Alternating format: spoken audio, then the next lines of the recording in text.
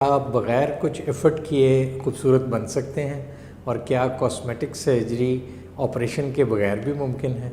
میرا نام فرید احمد خان ہے اور میں سینئر موسٹ پروفیسر ہوں پلاسٹک سرجری کا،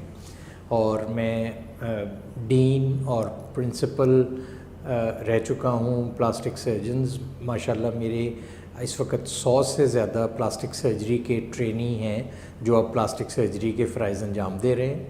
اور میں پریزیڈنٹ بھی رہا ہوں پاک ایسوسی ایشن آف برن یونٹ کا، اور میرا تقریباً تجربہ کوئی 40 سال کے قریب ہے۔ میں سب سے پہلے تو آپ کو یہ بتانا چاہوں گا کہ کاسمیٹک سرجری اصل میں ہوتی کیا ہے۔ لوگ بہت ہم سے سوال پوچھتے ہیں کہ کیا پلاسٹک سرجری یہ ہے کہ آپ نے پلاسٹک لگانا ہے کسی کو؟ اصل میں ایسی بات نہیں ہے۔ کاسمیٹک سرجری کو آپ اس طرح سمجھیں کہ آپ نے اگر گھر کے باہر ٹائلز لگانی ہیں تو وہ تو کاسمیٹک سرجری ہے، اور اگر آپ نے گھر کے اندر کی نوک پلک ٹھیک کرنی ہے تو وہ اصل میں ریکنسٹرکٹیو سرجری ہے۔ تو یہ دونوں پلاسٹک سرجری کی ذیل میں آتے ہیں۔ دوسرا ہم سے بڑا سوال امپورٹنٹ کیا جاتا ہے کہ یہاں پاکستان میں سب سے زیادہ لوگ کس چیز کی کاسمیٹک سرجری کراتے ہیں؟ تو یہ بڑا انٹرسٹنگ ہے کہ پاکستان میں جب میں انگلینڈ میں تھا اپنی ٹریننگ کے دوران تو وہاں خواتین زیادہ کراتی تھیں، لیکن یہاں مردوں میں بھی کاسمیٹک سرجری کا بڑا رجحان ہے، اور جو مرد سب سے زیادہ یہاں کاسمیٹک سرجری کراتے ہیں وہ ہے ہیئر ٹرانسپلانٹ، اور اپنے پیٹ کو چھوٹا کرانے کے لیے، چاہے ہم ان کی لائپوسکشن کریں یا چاہے ہم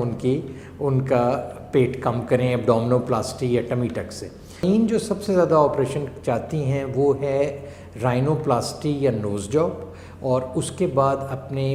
بریسٹ کی شیپ کو خوبصورت کرنا، یا اپنے کوئی چہرے کی سرجری جس طرح آنکھوں کی سرجری اب ماسک کی موجودگی میں ہے اس کو کرنا۔ جو اس کے بعد سب سے امپورٹنٹ سوال ہم سے پوچھا جاتا ہے وہ یہ ہے کہ اس میں کاسٹ کتنی آتی ہے، کاسمیٹک سرجری کتنے کی ہو جائے گی؟ یہ بڑا ویگ سوال ہے، اور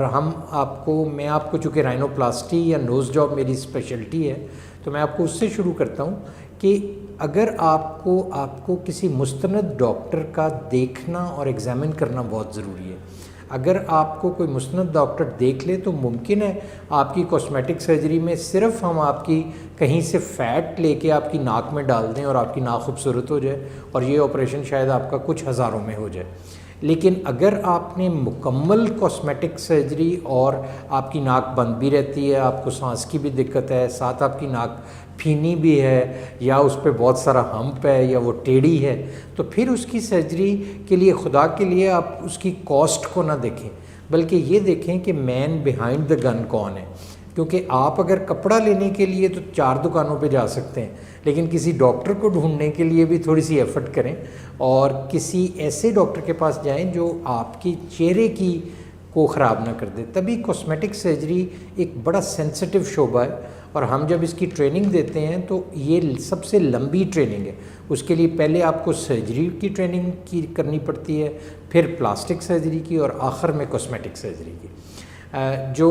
مردوں کی سرجری جس کی میں آپ کو بات کر رہا تھا وہ سب سے کامن ہے کہ آج کل آپ کو پتہ ہے وہ تھوڑا سا پیٹ بڑا ہو جائے تو مردوں کی خوبصورتی، عورتوں کی بھی وہ خوبصورتی خراب ہو جاتی ہے۔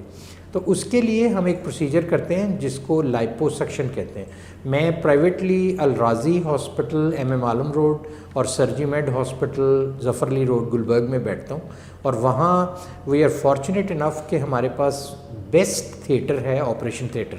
اور وہاں پہ جو ایک مشین ہے جو کہ اور ٹاؤن میں کسی کے پاس نہیں ہے، اٹ از کالڈ ویزر لائپوسکشن، اور اس کے ذریعے ہم جب فیٹ نکالتے ہیں آپ کی تو اس فیٹ کو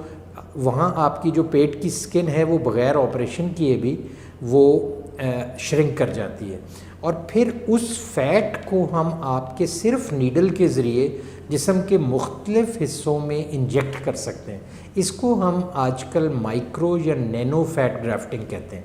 اور وہ ہم آپ کی اگر بھدی ناک ہے تو اس میں بھی تھوڑا سا انجیکٹ کر سکتے ہیں۔ اگر آپ کے بریسٹ کا سائز چھوٹا ہے تو بغیر کسی سکار کے ہم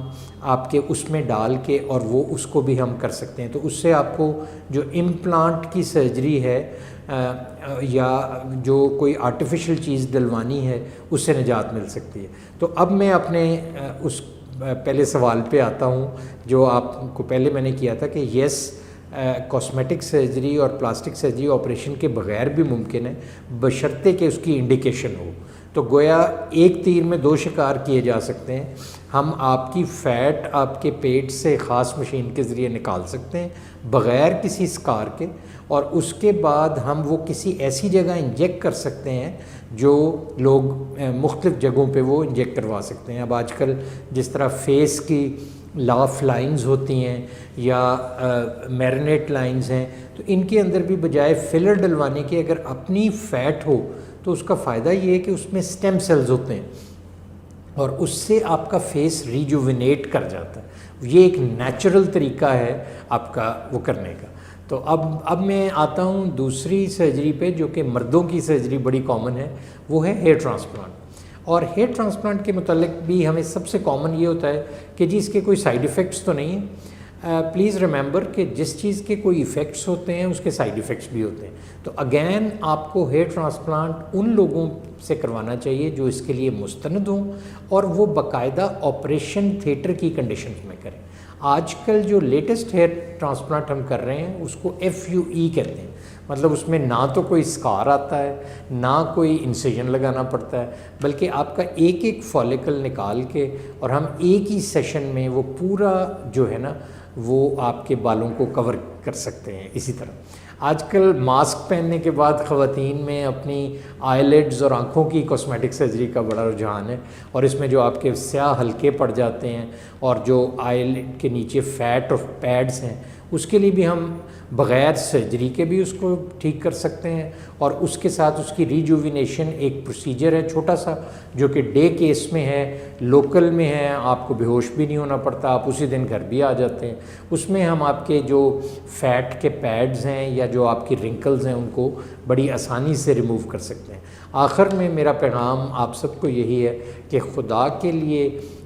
اپنے جسم کو کسی سے ٹریٹ کرانے سے پہلے یہ ضرور دیکھیں کہ آپ کا ٹریٹنگ فزیشین جو ہے وہ مستند ہے، اس کا کتنا ایکسپیرینس ہے، اور اس سے ضرور پہلے بات کریں کہ آپ اس سے کنونس ہوتے ہیں کہ نہیں۔ آج کل کے سوشل میڈیا کے دور میں یہ پیغام بہت